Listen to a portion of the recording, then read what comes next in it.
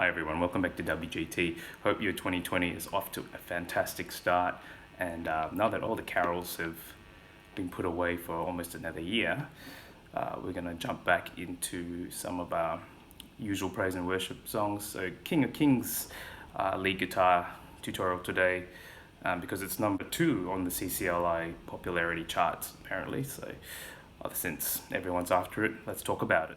So I'm not going to have the tab for this particular tutorial because Mr. Z does a fantastic job at that, so just head over to the link down below for that tab. But we will have a playthrough today, talk a bit about the effects and also how the parts have been constructed. Alright, so without any further ado, let's jump over to the playthrough and I'll have some description around what's going on. See you in a bit.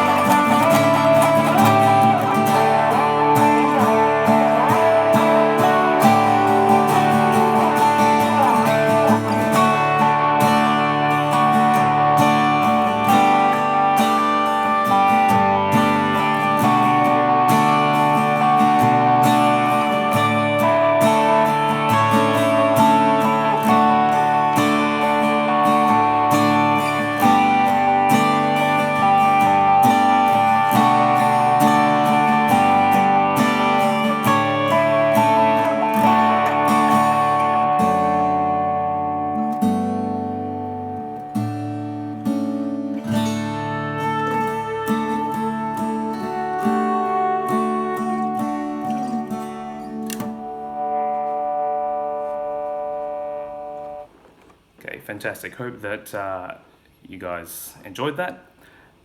Let's talk a bit about the effects. So the lead guitar for this song hasn't got too much to worry about. See, I'm using 2 overdrives, so generally the earlier parts of the song will just have a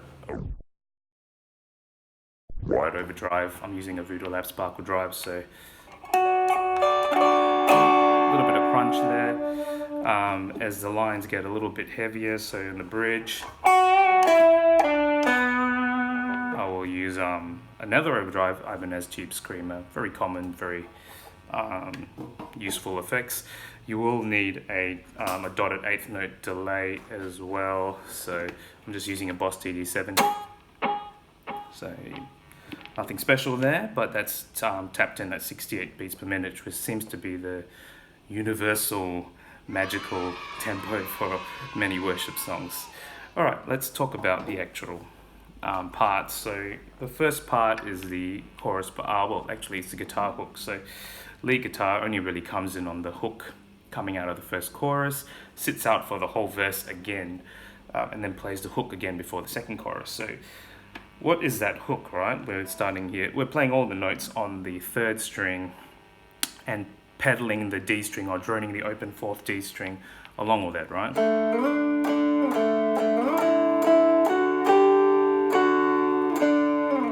Now that line is based on loosely around a D major arpeggio. So what's an arpeggio? Many of you may already know what that is or have heard the term before. Arpeggio is just the notes that are within a chord that are played. So if you look at a D chord, it is just a D, F sharp, and A, right?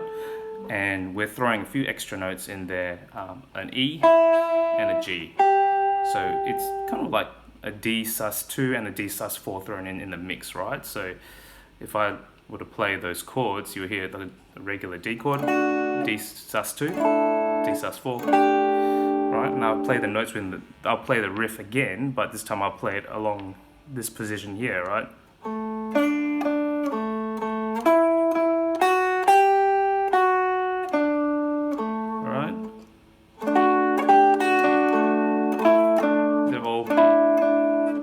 Based around this chord. So that's what's going on there. Pretty simple stuff, but it works because it's based around the chord. You can't go wrong. Now the chorus parts, these are just arpeggiating again in the high-end versions of chord voicings. So the first chord shape, we have the chord shape on the screen there. It's just a high-end version of the D. So you got a D, F sharp, and a higher D there.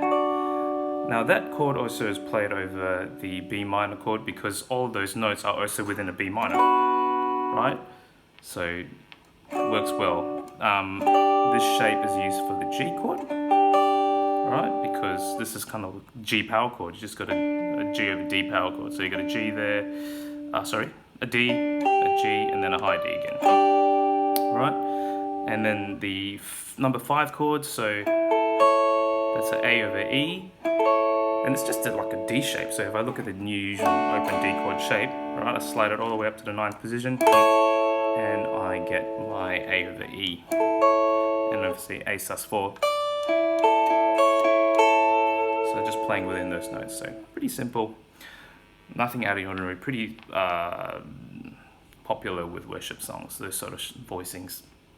All right, now we go to the bridge, and once again, there's a descending line. Oh, actually, it's not the bridge, it's the third verse, isn't it? So the third verse on the second cycle of chords, there's a descending line there. Now, I've seen videos where the legato slide up and down. I've seen the hammer-on pull off. But I'm with Mr. Z on this one. I believe it's actually a pitch bend. So semitone pitch up to the G from the F sharp to the G. Walk down the pentatonic scale, down the major scale, down, all the way down to F sharp there. Right? So once again, that's kind of loosely based around the D major pentatonic, D major scale. It just works. Nothing special there. Obviously playing around, a lot of the songs played in the 7th position, so if you've seen any of my other videos, I would highly recommend going after your D major scale. So the D major scale in 7th position.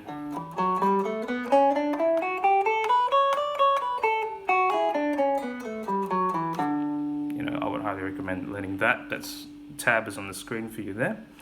And also the D major pentatonic.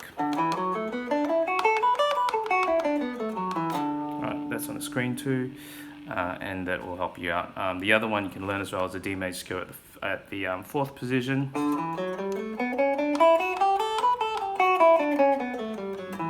Right, and those are notes encompass all the notes in that line in there. So tabs for you on the screen there. Go and do some homework.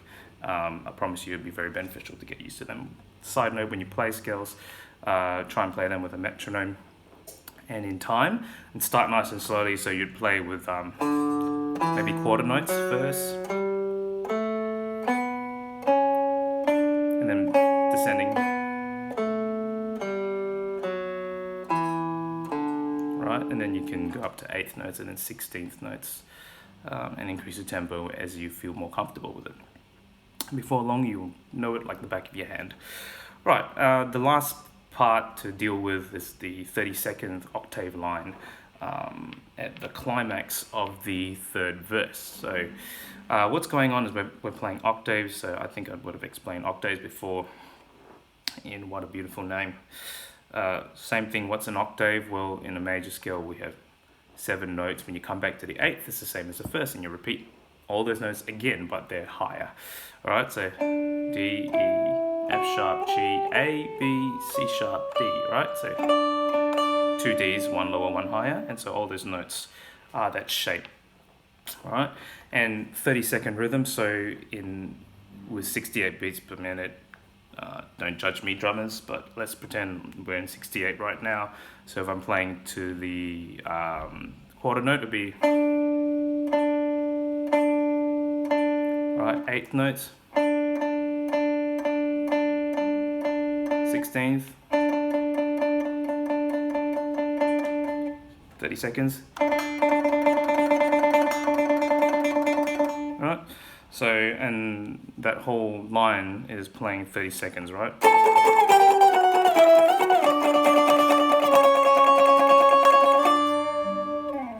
It takes a bit of practice to sort of get it without making any mistakes, because it's hard enough playing it with single notes. When you're throwing an octave, you've got 2 fingers to worry about and getting in the right fret, so a lot of sliding around. Practice makes perfect, so yeah, happy practicing. Cool, well, that's it for King of Kings lead guitar tutorial. If you've got any questions, please leave a comment or any feedback or suggestions. We'd love to hear from you. Otherwise, give us a thumbs up and a subscribe or a share, and see you around next time. God bless.